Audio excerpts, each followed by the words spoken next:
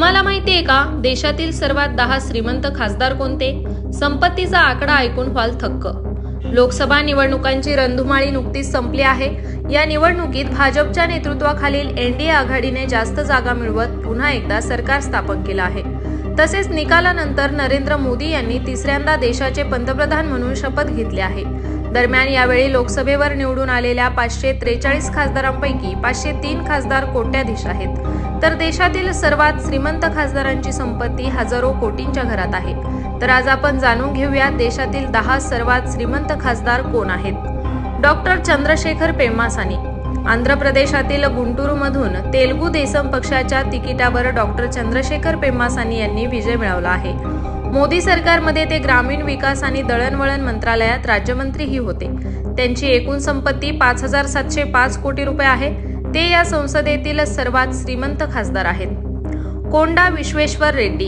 कोंडा विश्वेश्वर रेड्डी भाजपच्या तिकिटावर तेलंगणातील चेलेवा मतदारसंघातून खासदार झाले आहेत. 2014च्या लोकसभा निवडणुकीतही त्यांनी भारत राष्ट्र समितीच्या तिकिटावर याच जागेवरून विजय मिळवला होता. त्यांनी प्रतिज्ञापत्रात त्यांची एकूण संपत्ती 4,568 कोटी रुपये असल्याचे जाहीर केले होते.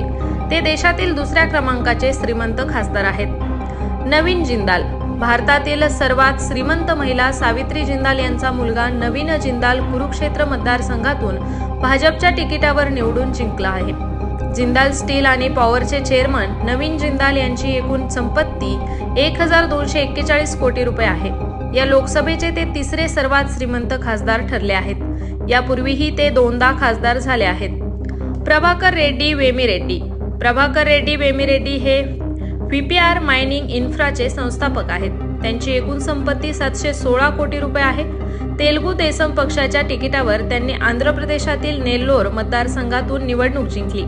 18व्या लोकसभेतील ते 4थ्या क्रमांकाचे श्रीमंत खासदार आहेत. सीएम रमेश. भाजप नेते सीएम रमेश हे यापूर्वी आंध्र प्रदेशमधून राज्यसभेचे खासदार राहिले आहेत. यावेळी त्यांनी आंध्र प्रदेशातील अनकापल्ले मतदारसंघातून निवडणूक जिंकली आहे. ते पूर्वी तेलुगू देसम पक्षाशी संबंधित होते. त्यांची एकूण संपत्ती 497 कोटी रुपये आहे. ज्योतिरादित्य सिंधिया. ज्योतिरादित्य सिंधिया हे भारतीय राजकारणातील प्रसिद्ध नाव आहे. त्यांचे वडील आणि ते स्वतः काँग्रेसमध्ये दीर्घकाळ राहिले. सध्या ते भाजपमध्ये आहेत. त्यांची एकूण संपत्ती 424 कोटी रुपये आहे.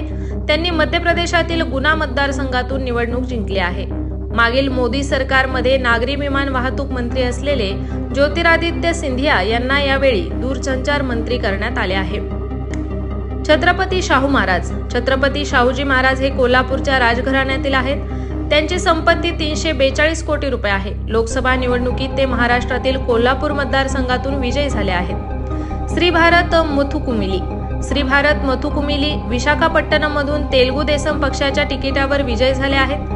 त्यांची एकूण संपत्ती 298 कोटी रुपये आहे. Gandhi Institute of Technology and मॅनेजमेंटचे ते अध्यक्ष आहेत.